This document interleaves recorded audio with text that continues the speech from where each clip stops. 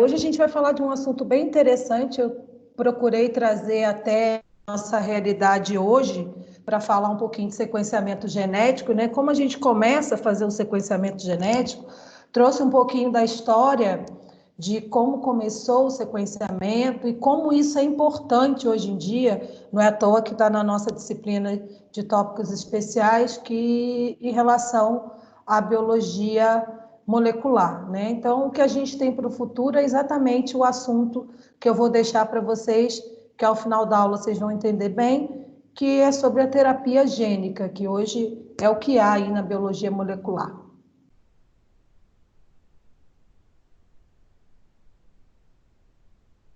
Então, para que eu faço, gente, uma identificação de um sequenciamento de DNA? Né? Então, isso começou lá atrás, né? Desde quando se sequenciou a primeira bactéria, se sequenciou o primeiro vírus, e aí foi crescendo até a gente chegar hoje, em 1900 e pouquinho, a gente conseguir decifrar o nosso genoma humano. Tá? Então, para que eu faço um sequenciamento genético? O que parte do princípio que eu vá para um laboratório e eu faça um sequenciamento genético? E o que é isso? Tá? Então, é isso que a gente vai relembrar hoje, na aula de hoje, e né, falar sobre isso. Já de antemão, já adianto para vocês, eu coloquei lá na pré-aula de vocês, da última aula, que é a nossa aula que vem, eu coloquei uma série de reportagens, uma série de artigos super atuais, reportagem de televisão, super facinho da gente entender e super pertinente para a gente fechar essa nossa disciplina. E aí eu coloquei aí, para que a gente vai sequenciar alguma coisa? Né? Então, a última nossa realidade é exatamente isso aí, o sequenciamento do Covid-19. Então, para que eu fui para o laboratório? Na verdade, foram duas cientistas aqui de São Paulo, né, juntamente com uma faculdade lá do Reino Unido, a Universidade de Oxford, e fizeram o sequenciamento exatamente em 2 dias do coronavírus. Para que eu faço isso? Né? Primeiro que eu tenho que conhecer o desconhecido. E se eu conheço o genoma de alguma coisa, se eu conheço o material genético de algum micro-organismo, de algum indivíduo, eu tenho o quê? Eu tenho aquela receitinha de bolo, eu sei que expressão gênica esse gene vai esboçar uma proteína lá futura. Então, aqui a nossa realidade, e final a reportagem eu tirei do meu computador, porque eu não conseguia printar, mas eu coloquei essa reportagem lá para vocês. Então, ó, a Universidade de São Paulo, de Medicina de São Paulo, junto com a faculdade lá do Reino Unido, ela sequenciou em apenas 2 dias o coronavírus. Né? Então, a partir desse sequenciamento, o que eu vou fazer com ele? O que eu vou descobrir? O que esses pesquisadores ficaram lá 2 dias ininterruptos fazendo esse mapeamento do genoma do vírus da Covid-19? Por que eu faço isso? Então, eu tenho vários motivos, primeiramente, para conhecê-lo, né? Mas eu posso ter essa aplicação a partir do sequenciamento em vários âmbitos da nossa medicina, da nossa ciência.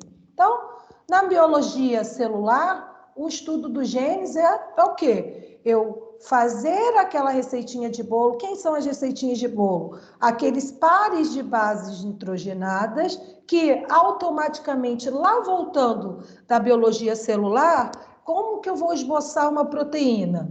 Eu tenho trecho do meu DNA, vai ser codificado em RNA para transcrever e traduzir uma proteína. E cada genezinho desse, ele tem aquelas bases nitrogenadas e, futuramente, a codificação de uma proteína, que, em relação ao nosso genoma humano, vai expressar o quê? Ou uma característica fenotípica, né?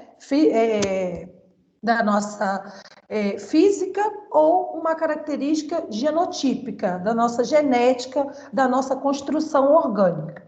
Tá? Em relação à natureza, aos animais, aos animais e os vegetais, a gente tem esse sequenciamento para diferenciar esses organismos e como eles vão se relacionar. Então, na parte de planta, por exemplo, por que eu vou sequenciar algum tipo de planta? Para quê? Conhecendo aquele material genético, eu posso o quê? Modificar essa planta, melhorar essa planta, adaptar a condições climáticas que, de repente, não seria favorável para aquele crescimento. Enfim, N coisas eu posso fazer.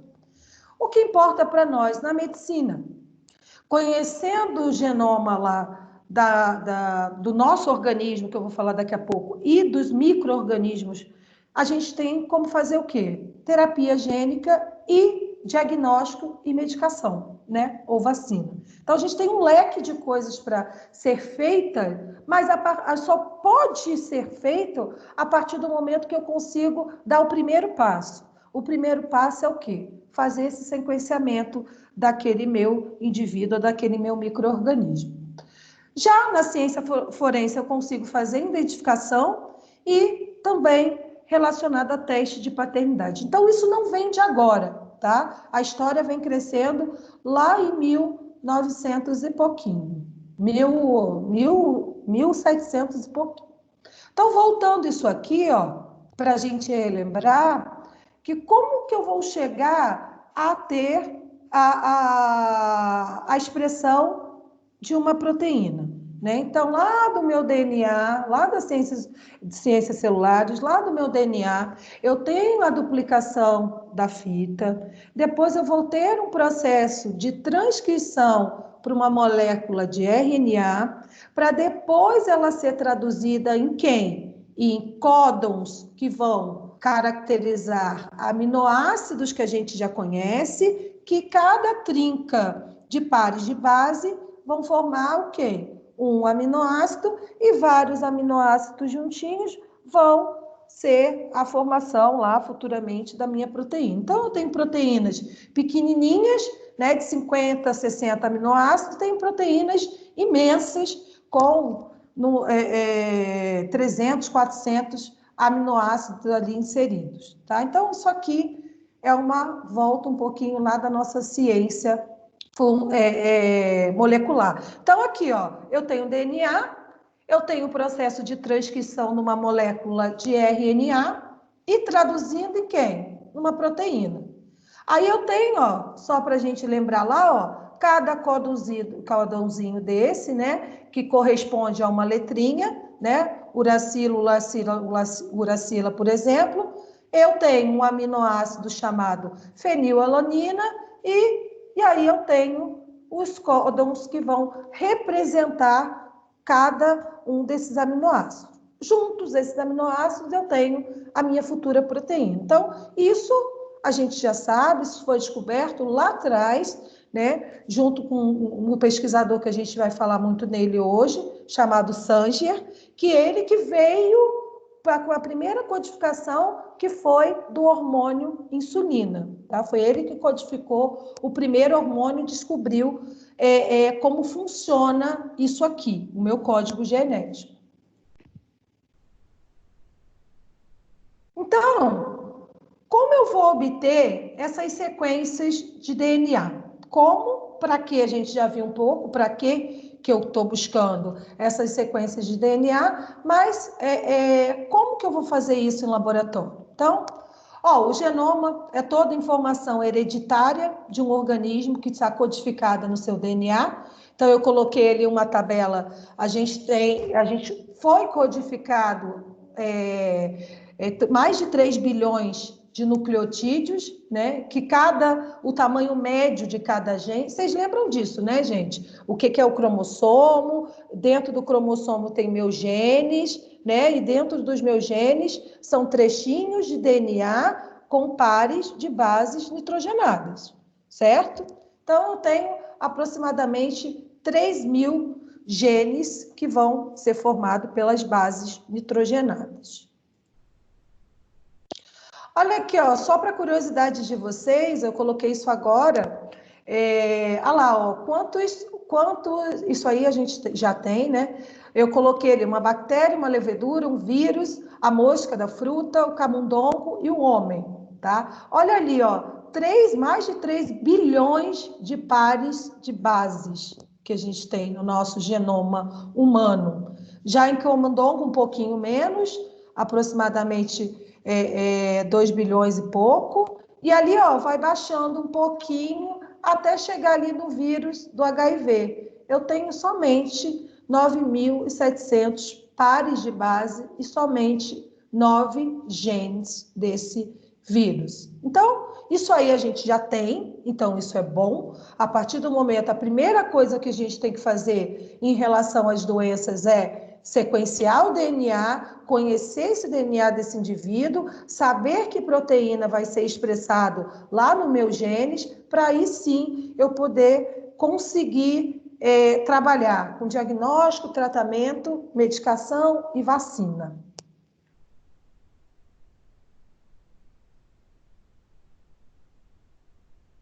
Então, gente, para quem não lembra, o que é o sequenciamento? O que é o sequenciamento? É determinar aquela sequência do meu DNA. E como que eu vou fazer isso? Lá na primeira aula nossa, lá do comecinho de biologia molecular. Nada mais é, eu não tenho muito segredo. Eu tenho 4 bases nitrogenadas: adenina, guanina, citosina e timina, né? Do meu DNA, tá? Eu não tenho uracil ou uracila aqui falando, porque uracila eu só vou ter quando eu tenho o quê? RNA, tá? Então, eu tenho aquela relação fixa, aquela regra de Chargaff.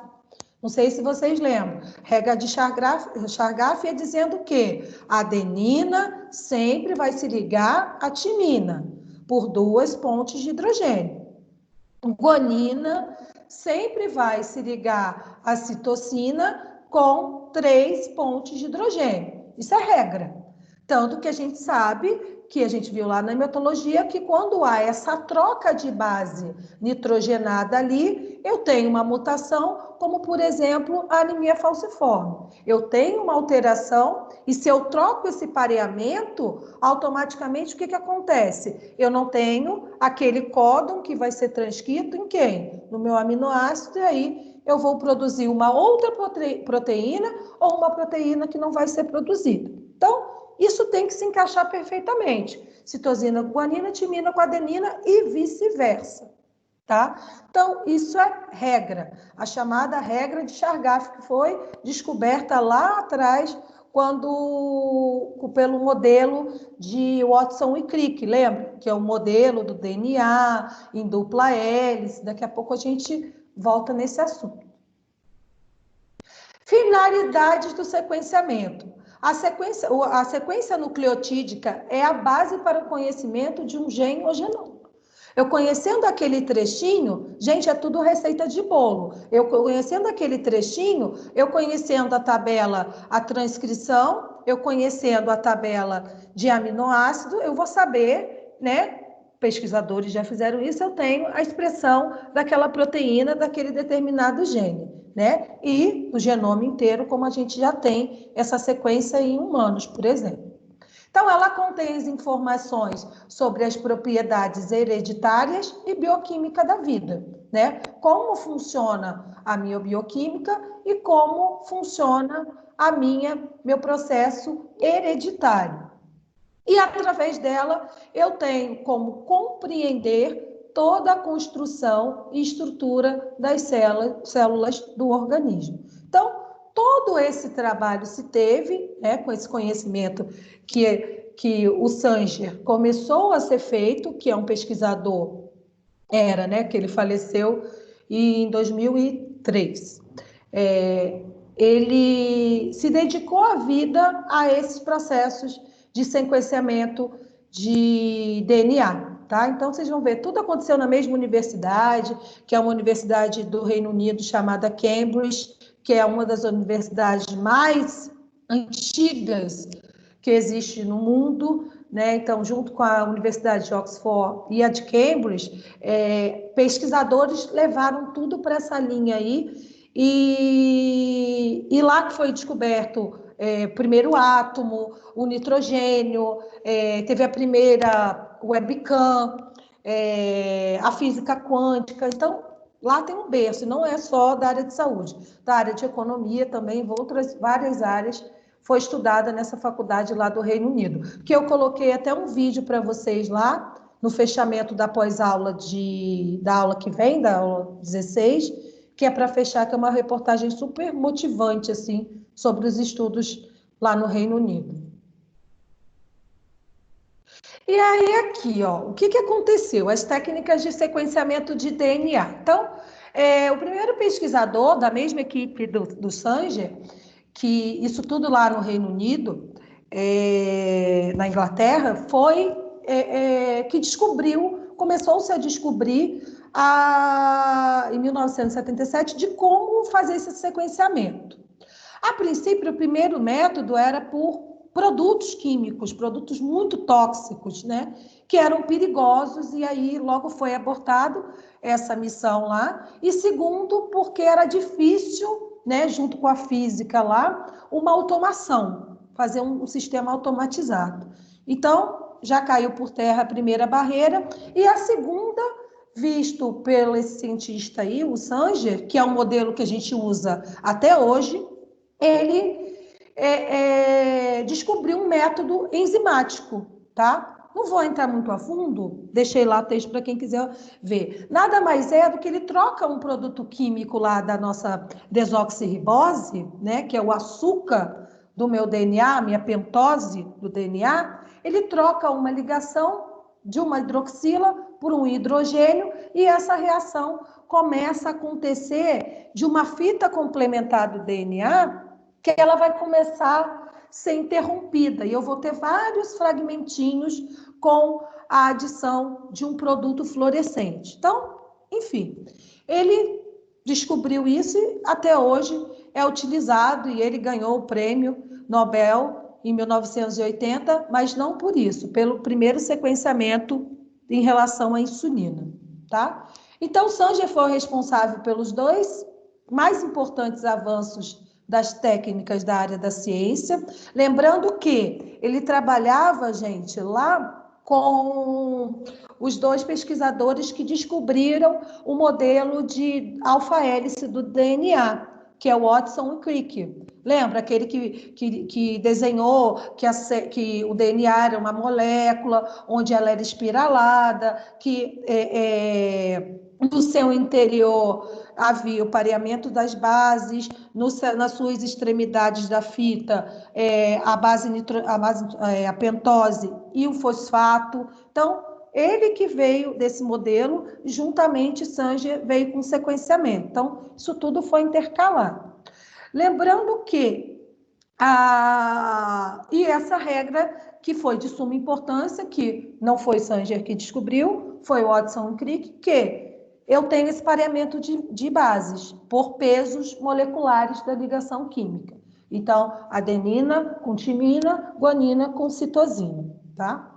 Então, ó, o primeiro sequenciamento foi que o Sanger desenvolveu. Ele desenvolveu a sequência de aminoácido que fez a detecção do hormônio insulina, tá? Então, ele descobriu isso aqui, ó, que a gente já viu lá, que a insulina ela tinha uma cadeia alfa e uma cadeia beta, em que a cadeia alfa possui 21 aminoácidos, a cadeia beta 30 aminoácidos, e lembrando aquilo que eu falei para vocês lá quando eu dei aula para vocês. Insulina, ela é formada por 2 peptídeos, 2 cadeias de polipeptídeos. Ela é somente uma proteína quando eu tenho a minha glicose no sangue, que aí sim ela é ativada e acontece 2 pontes de sulfeto de 2 aminoácidos chamado cisteína, tá? Então, ela é 2 peptídeos, e isso tudo ele descobriu naquela época. E descobriu aí, ó, a fórmula molecular, né, que ela tem 254 carbonos, hidrogênio 377, e aí por diante. Então, isso aqui deu o prêmio para ele, Nobel, em 1980. Então, ó, e aí isso aí foi avançando. E aí ele descobriu ele começou a juntar-se com outros pesquisadores e descobriram métodos mais rápidos de aceleração dessas reações, né? Usando essas enzimas. Daqui a pouco eu vou explicar um pouquinho da técnica.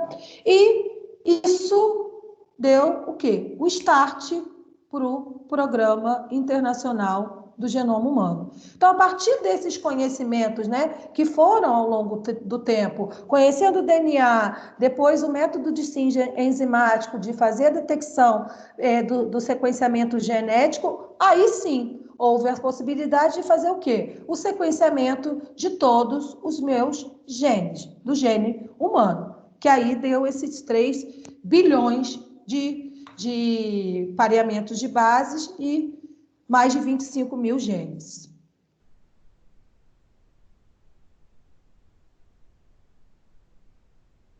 Então, ó, um pouquinho falando de como ele faz isso, né? Nesse procedimento, uma molécula de DNA, cujo a sequência deve ser determinada, que eu já conheço e eu vou fazer duplicações, sequenciamentos dessa sequência, vai ser convertida em fita simples, que serão utilizadas como molde por uma série de fitas complementares. Então, ele descobriu-se um método que ele usou fragmentos fluorescentes que conseguiam fazer o corte desse DNA e fazer fitas moldes e sintetizar série de outras fitas. Para aí sim eu conseguir sequenciar aquela molécula integralmente. Então, cada uma dessas fitas termina aleatoriamente em um nucleotídeo diferente. É como se fosse, gente, aquele prime iniciador e eu tenho um prime de parada. Então, eu vou ter vários fragmentos diferentes para depois eu for fazer a formação de uma sequência única. A série resultante de fragmentos de DNA é separada por eletroforese. A gente vai ver que é uma eletroforese um pouquinho diferente da eletroforese que a gente utiliza, que eu já falei para vocês, que é aquela que eu faço no gel de agarose, que é aquela do gelzinho para correr por polaridade do DNA, polaridade negativa, partículas de maior tamanho vai correr naquele gel de acordo com polaridade. E assim eu consigo revelar essa sequência de DNA. Então, eu vou fazer um tipo de eletroforese um pouco diferente, que é uma eletroforese capilar, tá? E aí eu tenho outro sistema para fazer, que não é esse que a gente conhece como gel de agarose. Para isso, gente, eu faço a preparação do DNA. Então, eu tenho todo o processo de preparação da membrana, a purificação do meu DNA, a extração direitinho desse material genético que está lá no núcleo celular e a separação para me poder fazer o sequenciamento. Isso aqui é a mesma técnica que a gente vai usar, que a gente utiliza para o PCR. Aqui que é a jogada da técnica de Sanger, no qual ó, eu tenho o açúcar, né? E eu tenho a adição desse açúcar, eu tenho um produto no qual eu consigo retirar essa hidroxila da pentose e adicionar somente um H+, somente um hidrogênio. E isso, por polaridade lá dos meus produtos fluorescentes, eu vou ter um tipo de reação química, que vão ser essas reações químicas de parada. Gente, vocês não precisam se ater isso aqui não, isso aqui é só para ilustrar, tá? Eu quero o objetivo final. E aqui, ó, eu tenho, né, os nucleotídeos que eu vou inserir para fazer o quê? Ir lá e se ligar no meu DNA, que eu quero, que já é o que eu vou sequenciar, e eu tenho esses terminadores fluorescentes, né? Isso aqui que ele faz, gente, em relação à relação dele à enzima, é exatamente essa fluorescência aqui que eu vou obter o resultado lá na automação, tá? Então, o pulo do gato para ele aqui foi essa detecção de ter os DNTPs, que são os nucleotídeos que eu quero inserir, e os corantes, que são fluorescentes, que eu vou fazer esses vários cortes no DNA para depois fazer o anelamento da fita. Então, a sacada dele é exatamente essa parte aqui dos corantes fluorescentes.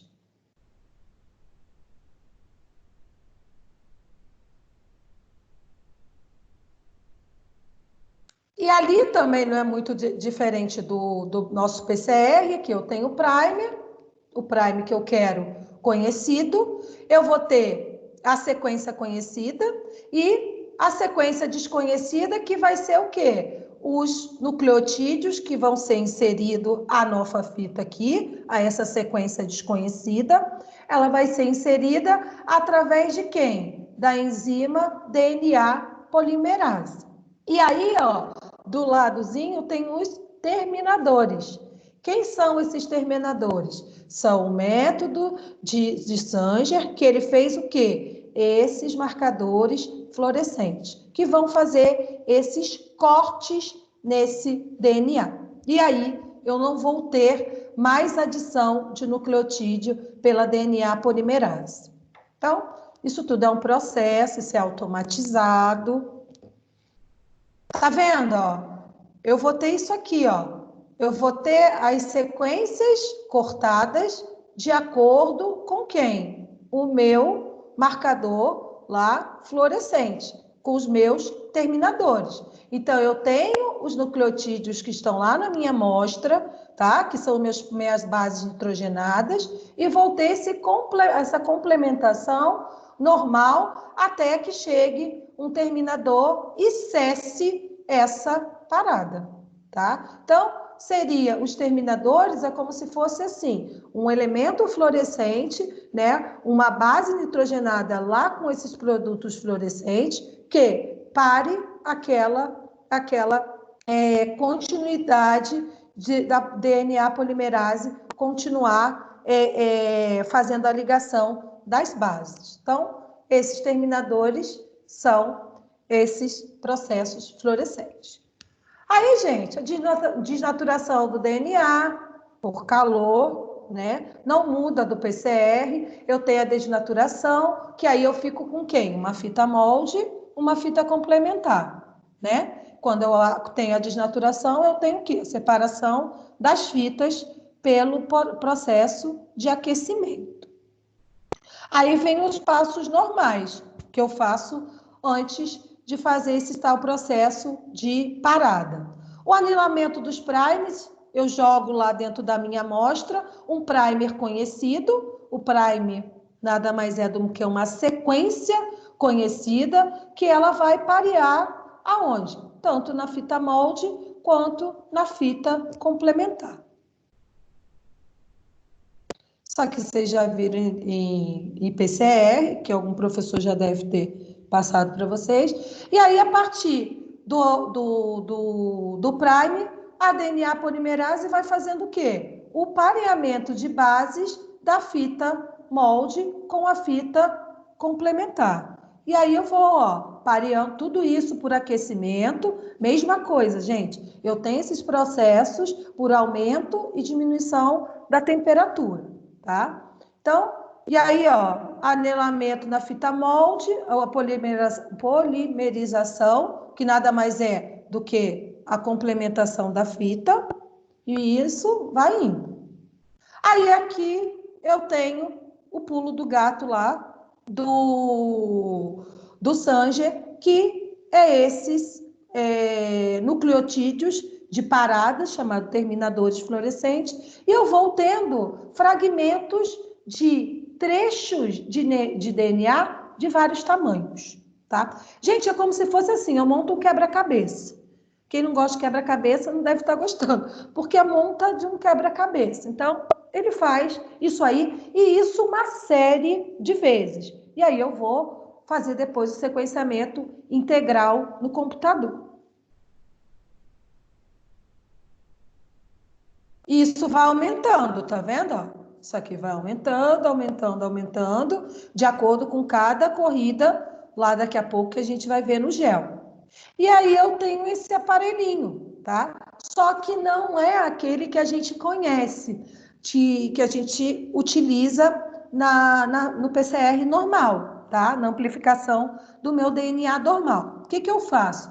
Lá eu faço um gel de agarose ou de policrilamida, que eu corro esse gel e no gel eu tenho uma polaridade onde o DNA tem carga negativa por causa do fosfato e a corrida de gel para o polo positivo. Então, tem essa corrida que me dá aquelas famosas bandas que a gente vê nos fragmentos depois de eletroforese, depois pelo cloreto de edídio, que ele faz o quê? Iluminação, e a gente vê como se fosse, entre aspas, uma radiografia. Então, não é feito dessa maneira.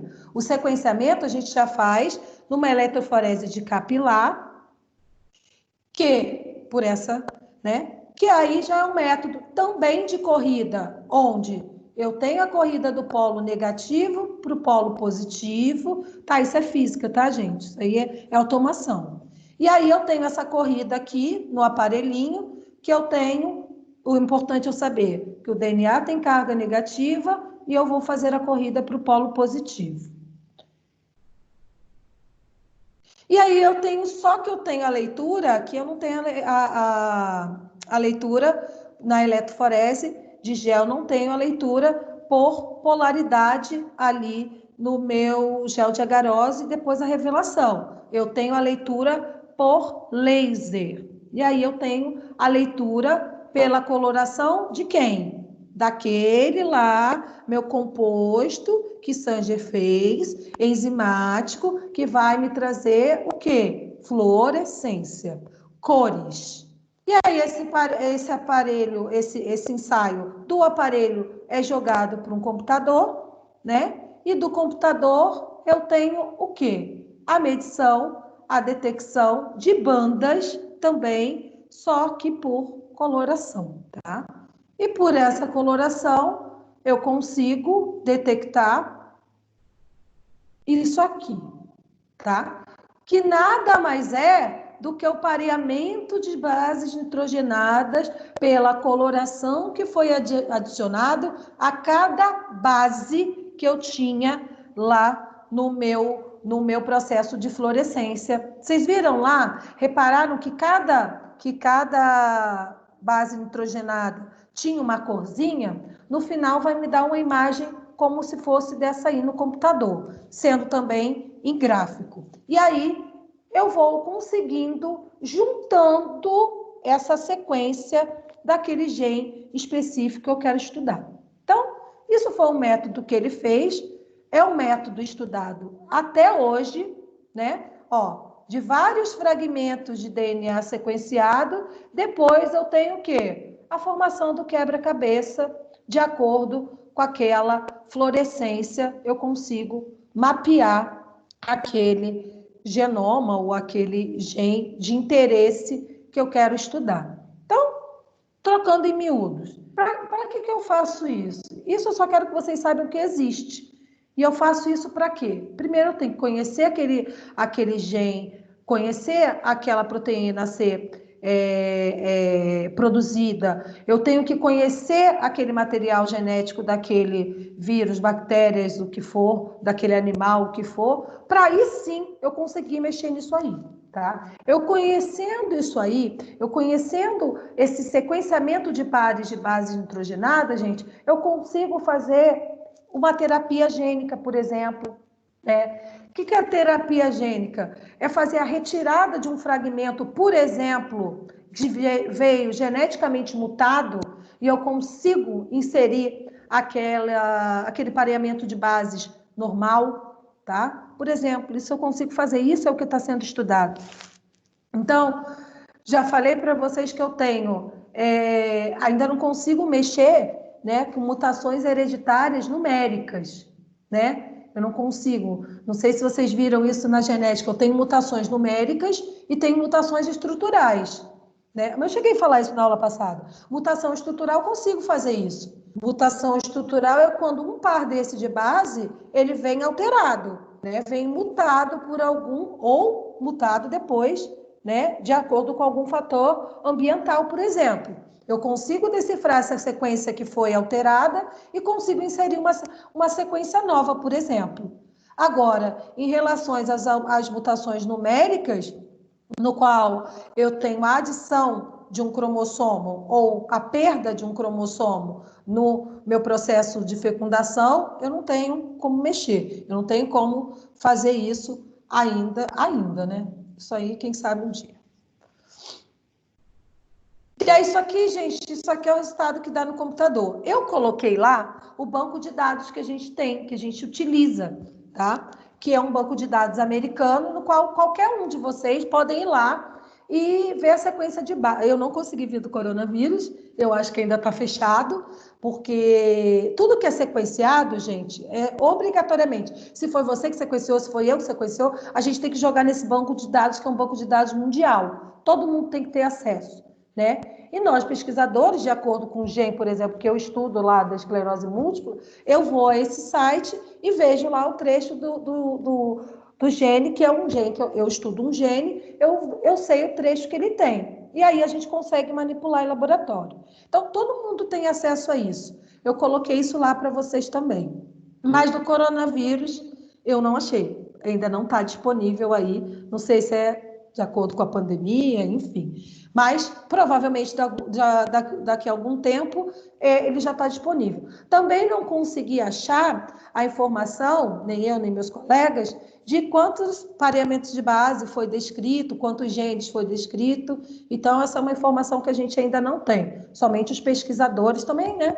Isso é uma indústria, né? A gente quer vacina mais rápido, a gente quer medicação mais rápido, diagnóstico. Então, talvez isso não esteja liberado ainda para não evitar, né, o processo de corrida aí para a busca desenfreada de alguma medicação, por exemplo. Então, enfim, por que eu quero falar isso para vocês? Então, hoje é possível determinar mais rapidamente uma sequência completa do genoma humano, devido a esse pesquisador, né, o Sanger, que ele descobriu essa técnica, é uma técnica que é utilizada até hoje. Tem duas novas técnicas que são também parecidas com essa, mas muito mais onerosas, então não é muito, ainda não está muito disseminada, mas essa é a técnica que a gente utiliza para sequenciamento de DNA. Então, os pesquisadores agora são capazes de comparar grandes extensões de DNA, 1 milhão de pares ou mais, de indivíduos diferentes com maior agilidade. Por quê, gente? Eu consegui, né? Esses pesquisadores conseguiram fazer isso, esse processo, e ter uma automação para ler. Então, quando houve esse boom lá no Reino Unido, essa faculdade de Cambridge, o que aconteceu? Eu tinha que ter um sistema de detecção de pareamento de base, de sequenciamento, mas eu tinha que arranjar um leitor para que fizesse esse processo, e aí físicos juntamente fizeram esse processo de automação, que é a eletroforese capilar e a leitura por cor, né, colorimétrico, através de leitura por laser, tá? Então, isso é feito e isso aí foi de suma importância para hoje a gente ter essa automação que a gente tem de sequenciamento. Repito, para que a gente vai sequenciar alguma coisa? A partir do momento que eu sei que eu conheço aquele material genético daquele indivíduo, daquele micro-organismo, daquele vírus, aí sim eu tenho como relacionar alguns processos em relação à terapia, a diagnóstico, a vacina. A partir disso que eu tenho como, por exemplo, gente, ó, a vacina, se a gente pensar a vacina hoje do coronavírus, o que vocês acreditam que seja uma vacina, eu tenho dois tipos de vacina, né? Ou do vírus inativo, do vírus morto, ou, por exemplo, do vírus atenuado, que é mais rápido e mais fácil de fazer do vírus atenuado. E aí, o que esses pesquisadores devem estar lá pensando? Devem estar pensando em quê? Eu vou fazer o quê? Primeiro, se eu tenho mapeado o genoma do coronavírus, ele tem seus fatores de virulência. Pergunte, você sabe? Eu não sei. Ainda a gente não sabe. Mas a gente não sabe, né, quais os fatores que ele tem de virulência. E o que eu faço, por exemplo, já conhecendo? Eu sei ali na minha sequência que tipo, se ele vai produzir uma toxina, se ele vai produzir algum meio de locomoção, se ele tem cápsula, se ele tem qualquer coisa que ele tiver, vai ser expresso aonde? No material genético dele. E o que eu consigo fazer com isso? Eu consigo fazer com que eu, conhecendo o gene, eu vou lá e faço o quê? Uma mudança e eu consiga atenuar esses sintomas, esses fatores de virulência daquele vírus, por exemplo. Então, a partir de conhecer, quando a gente conhece alguma coisa, é que a gente tem como trabalhar a fim de todos os âmbitos aí, seja ele diagnóstico, seja ele de tratamento, seja ele de vacina. Então, essas comparações podem gerar uma enorme quantidade de informações sobre o papel da herança e suscetibilidade das doenças e as respostas de influências ambientais. O que eu tenho, gente? Se eu conheço tudo que pode ser herdado, né, eu conheço tudo que pode ser mutado. E automaticamente eu também vou saber coisas, genes que podem ser mutados, como a gente falou da aula passada. Genes que podem ser mutados de acordo com o meu estilo de vida ou com a minha exposição a algum fator de risco, né? Então, eu consigo também, se eu sei o normal, é simples assim, gente. Se eu sei o normal, depois eu sei o que está ali errado, patológico ali, que pode vir causar alguma doença. Mesmo sendo uma doença que não seja hereditária, que seja depois por exposição ou estilo de vida daquele indivíduo. Então, gente, isso já existe, isso é caro. Eu deixei aí para vocês, terapia gênica já é feita, e não longe de vocês, já é feita no Albert Einstein, tá? Vocês acham que a Ana Maria Braga está curada do câncer assim, ó, de uma hora para outra? São coisas, gente, que são inimagináveis, isso já acontece, só que ainda não é a realidade para a população, tá? Tanto que na esclerose múltipla a gente também trabalha com terapia gênica, mas ainda estamos em fase de estudo. Mas já existe terapia gênica feita, estudada, e aqui em São Paulo, no Hospital Albert Einstein. Tá? Assim, as novas perspectivas para a medicina, baseada nas características genéticas de cada um indivíduo, criando um vasto potencial de diagnóstico e terapia. Então, se eu conheço... e vou deixar para vocês também terapia gênica e terapia genética individualizada, tá? Isso é muito importante para quem quer seguir a área de pesquisa ou a área de biologia molecular, de terapias individualizadas, tá? Cada um tem aquele trechinho, ninguém é igual, tudo bonitinho. Então, eu tenho esse mapeamento gênico, tá? De expressão gênica daquela proteína e uma terapia própria para o indivíduo, tá? Isso também é legal vocês pesquisarem. Coloquei aqui números, essas literaturas são relativamente novas, então coloquei aqui, é só copiar e colar, depois eu coloquei algumas lá no AVA, quem gostar do assunto, ou quem quiser ir para biologia celular, ou quiser estudar para ir para a área de mestrado e doutorado nessa área, coloquei o material aqui para vocês. Como conhecer, aqui coloquei algumas relações via não a DNA, só para vocês conhecerem, sobre a sequência do genoma, mas expressa a proteína em si, né? Que eu tenho a transcrição, eu tenho tradução e eu tenho a proteína. Então, como eu vou detectar essa proteína após fazer o sequenciamento? E aí eu tenho aqui, ó, Southern blot, Northern blot, Western blot. Quem já trabalha com biologia molecular já deve ter ouvido falar, né? Que são técnicas de biologia molecular que visam, uma vai verificar o DNA, a sequência de DNA do meu gene que eu quero estudar, do meu gene de interesse.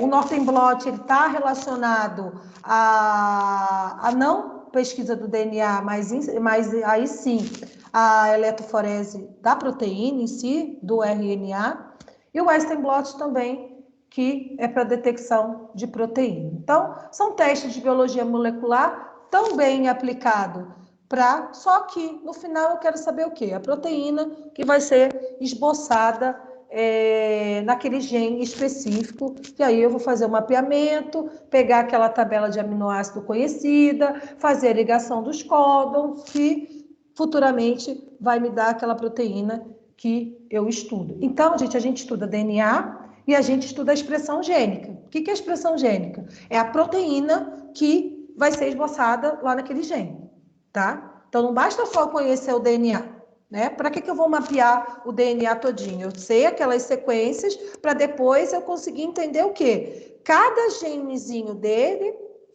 qual a proteína que eu vou conseguir lá fazer em laboratório, revelar em laboratório, e qual vai ser a função dela. Por isso que eu falo para vocês, existem proteínas aí que a gente nem sabe que existe. Porque sequenciamento do DNA, ok, a gente conhece, mas sequenciamento de todas as detecções de tipos de proteína, ainda é cedo para a gente falar. Aí aqui tem como é feito o Southern Blot. Por curiosidade para vocês, o Northern Blot. Todas essas figuras eu coloquei o link abaixo, tá? Caso vocês queiram se aprofundar, isso aí não vai cair na nossa prova, tá? Isso aí não vai cair na nossa provinha, a gente está falando de sequenciamento, isso aqui é só para vocês relembrarem de como funciona se ainda não viram, ou provavelmente vocês já viram com o professor Lorival. Isso aqui que eu quero deixar para vocês, que, em suma, por que eu faço sequenciamento? Porque eu quero achar diagnóstico, porque eu quero ter terapia, porque eu quero elaborar uma vacina. Então, isso aí vocês já entenderam um pouco, relembraram da aula lá que vocês provavelmente tiveram com o professor Lorival. Mas por que eu faço isso hoje? Qual é o rumo que a biologia molecular está tomando em relação a tratamento, né? Eu consigo hoje, rapidamente, vocês viram, em 2 dias eu consegui, eu não, as pesquisadoras conseguiram fazer um mapeamento do coronavírus, desvendar o sequenciamento genético, e por isso que as coisas estão um pouco mais avançadas ainda, acredito que vai sair lá, com certeza vai sair dessa universidade lá, de Oxford ou de Cambridge, que é onde estão sendo estudados. Eu acredito que antes até dos Estados Unidos sai essa resposta para nós. E para que eu quero fazer terapia gênica? Por que se diz hoje que a chave da ciência é a terapia gênica? Falando um pouquinho, vocês já viram que quem assistiu a aula passada, nós falamos de genes por hereditariedade. Nós temos, sim, genes que podem vir com uma mutação e eles podem, sim, expressar uma doença, mas nós hoje sabemos, se a gente não andar junto com a terapia gênica, gente, a gente vai ter uma parada na ciência. Vou dizer por quê. Porque nós hoje já sabemos que a maioria dessas doenças, que nós chamamos de doenças contemporâneas, que veio depois da Revolução Industrial, veio acelerando com a condição que nós vivemos hoje de vida, se a gente não vê um tipo de terapia, vê um tipo digamos assim, de precaução para certas doenças, a gente não vai ter onde parar. Por quê? A gente já viu que a maioria dessas doenças a gente não vem com DNA mutado. Não é uma doença hereditária. É uma doença devido à exposição ou é uma doença relacionada ao estilo de vida que hoje a gente tem. Então, hoje nós temos, né, uma porcentagem, não vou chutar aqui, mas uma porcentagem muito maior dos tipos de tumores malignos por fatores multifatoriais, fatores ambientais, juntamente com o estilo de vida, do que geneticamente propriamente dito. Então, se a gente não conhecer a nossa genética muito a fundo, a gente não vai chegar a um tipo de terapia que a gente não vai conseguir com fármaco. Eu não consigo uma terapia com fármaco, gente, a longo prazo. Eu tenho sim, de lesão de DNA, vocês conhecem, quimioterapia, radioterapia, que são totalmente nocivas, mas que têm fundamento e tem a morte da célula cancerígena, por exemplo. Ok. Mas se eu não tiver essa terapia gênica, a gente não vai conseguir acompanhar a evolução das doenças ambientais e multifatoriais que nós teremos daqui para frente. Então, isso aqui, né, para nós biomédicos, que vocês estão saindo agora para o mercado de trabalho, é essa realidade que vocês vão encontrar em relação às futuras medicações, aos futuros tratamentos que eu vou fazer, é a base de conhecer o meu material genético e tratar, entre aspas, o meu material genético. Isso chama-se terapia gênica.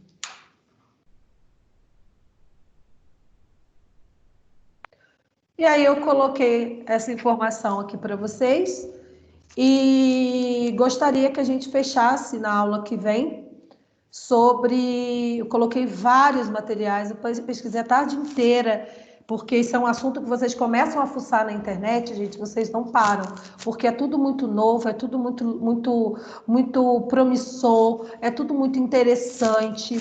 Então, eu joguei isso lá para vocês, que em relação à biologia molecular, o de mais novo que a gente tem em relação à biologia é exatamente a terapia genética, a terapia de gene e a terapia individual, tá? A terapia gênica individual, no qual para cada pessoa, para cada indivíduo, eu consiga fazer um mapeamento daquele gene e consiga tratá-lo de uma forma somente para ele, individual. E aí eu tenho alguns procedimentos. Então, eu coloquei isso aqui e eu vou finalizar o assunto na próxima aula de algumas terapias particulares e gostaria que vocês pesquisassem também um pouco sobre terapia gênica para a gente fechar a nossa próxima aula, que é a nossa aula teórica, última aula teórica, e aí na próxima a gente, provavelmente antes da B2, gente, não sei se já foi comunicado, a B2 vai ser remota, né? O governador estendeu a pandemia até o dia 15, então a nossa B2 é na semana do dia 15 de junho, então as provas vão ser online, então a gente tem mais 2 semanas para frente de aula, né? 2 semanas, isso. E aí na semana que vem a gente fecha o conteúdo e na próxima semana a gente faz um estudo dirigido, tirada de dúvida, mas aí eu vou direcionar mais vocês em relação a B2, tá ok? Vamos lá, dúvidas, gente?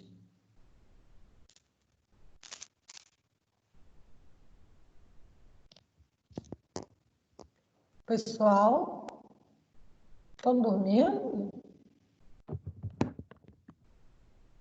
Não, tá tranquilo para mim. Oi, professora, eu tô aqui, para mim também parece que tá tranquilo. Gente, não é de... eu falo isso, eu escuto minha voz, peraí. O que eu quero que vocês se atualizem, gente, que a nossa disciplina nada mais é do que uma atualização do que vocês já viram lá atrás e que são importantes, né? É o que eu falo, vocês estão saindo para o mercado de trabalho, ou a primeira turma está saindo ano que vem, então vocês estão saindo já para o mercado de trabalho, então tudo de novo é bom vocês estarem ligados. Em relação a tratamento, em relação a diagnóstico, em relação à pesquisa, isso é sequenciamento, é o que há de novo, o velho novo, digamos assim, né? Mas a partir do sequenciamento que eu consigo fazer qualquer coisa em relação aquele micro-organismo, por exemplo, que a gente está vivendo hoje. Então, a partir de conhecer aquele micro-organismo, que eu consigo tomar outras atitudes, outros experimentos para conseguir relacionar com diagnóstico, tratamento e, principalmente, o que a gente quer hoje é a vacina. Então, eu consigo fazer esse laboratório somente depois desse primeiro passo. E aí, o futuro que eu queria que vocês pesquisassem mais sobre isso, é sobre terapia gênica e terapia gênica individualizada, que aí é para cada indivíduo. Isso vai ser acesso para todos? Daqui a uns 20, 30 anos, talvez sim, mas hoje poucos têm acesso, já tem sim, inclusive no estado de vocês, aqui no estado de São Paulo, no Hospital Albert Einstein. Então, quem entrar lá no site também do Hospital Albert Einstein, tem bastante artigos relacionados. É lógico que não são muito explícitos, né, gente? Isso ainda está em experimento. Mas isso já tem alguns artigozinhos lá falando que eles trabalham com tipo de terapia gênica. Tá? Então, eu deixei um material bem vasto lá para vocês, bem legal, bem interessante. E na última aula lá, da aula que vem, eu deixei um videozinho que a gente fica de boca aberta, um vídeo, é antigo, eu já tinha assistido uma reportagem da Globo News sobre essas universidades. A gente não tem nem noção do que acontece nessas universidades principalmente lá do Reino Unido. E é muito interessante você ver a realidade deles, ver como eles trabalham, ver quanto custa a bolsa de estudos lá. A anuidade lá para quem é estrangeiro na época era 44 mil por mês, por semestre, né? Então, assim, é caríssimo. E eles cobram dos ingleses, eles cobram o valor, que é a metade. Dos estrangeiros, o valor é dobrado. Se você quer estudar lá, você tem que ter uma grana bem boa e sem alojamento, sem nada. As pessoas trabalham dentro da universidade. Então, assim, é uma bolsa que eles chamam, que não é bolsa nada, né? Você paga e paga uma fortuna, mas que vale a pena, que é um ensinamento, que é uma condição lá que não existe não sei, aquela realidade lá realmente não existe, mas é muito interessante. Aí tem um videozinho lá, quando vocês tiverem tempo, é 26 minutos só. Se vocês tiverem tempo, vocês vejam, que conta lá desde a história de Watson Crick, que descobriu o DNA, depois veio o Sanger, que fez o sequenciamento, e vem, né, o passo a passo do que tem lá até os dias de hoje. Ok, gente?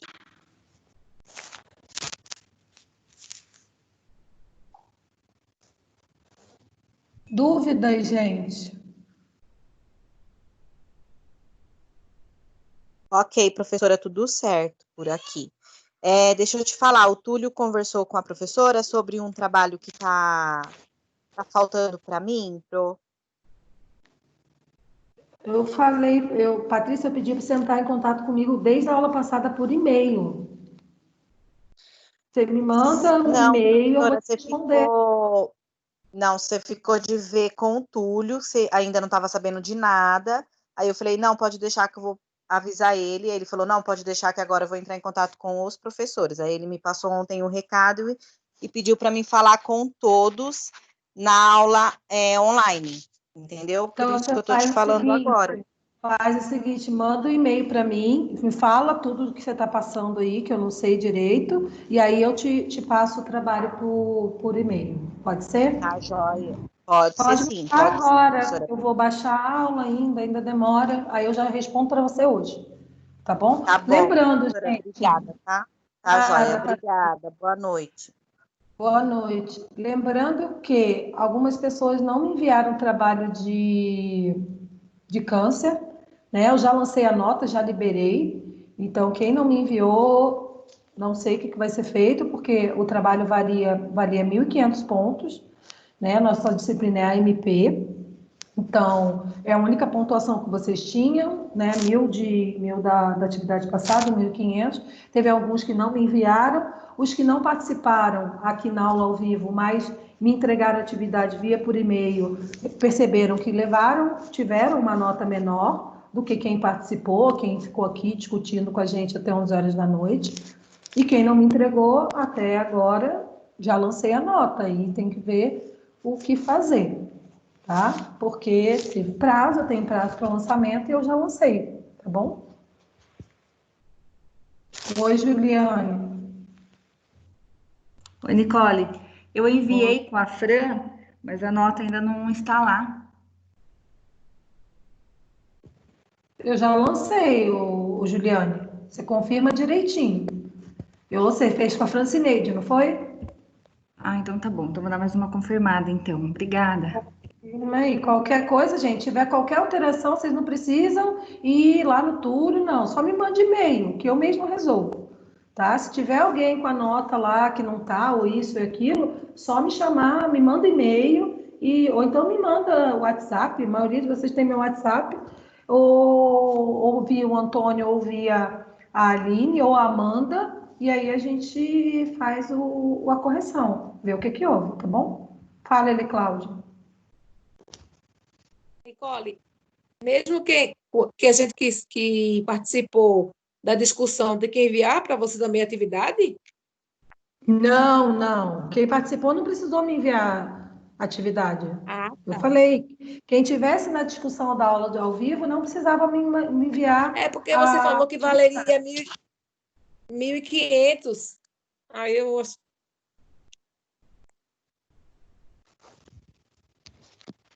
até Cláudio. 1.500 vale no caso. Isso, tá? Outra coisa, gente, eu recebi da turma da Claudete peço para vocês, se vocês puderem, na sexta-feira, assistir a nossa primeira live minha e da professora Monique, que a gente vai fazer. Depois, a próxima, eu e o Túlio estamos vendo um assunto também para poder falar para vocês. Isso é importante para nós, né? É importante para nós, professores, ter essa interação com os alunos, ainda mais nesse momento. Então, a gente está fazendo para os nossos alunos, principalmente. Então, quem puder, eu já recebi uma série de perguntas da Claudete, da sala da Claudete, da Jéssica, da Amanda, e a gente vai responder lá no dia, até legal, que a gente já vai direcionar para o que vocês querem saber, né, sobre o estudo remoto, como que vai ficar. Então, elas me fizeram perguntas bem interessantes. Então, quem puder, sexta-feira, 3 horas da tarde, eu e a professora Monique vamos estar lá online no Instagram, tá bom?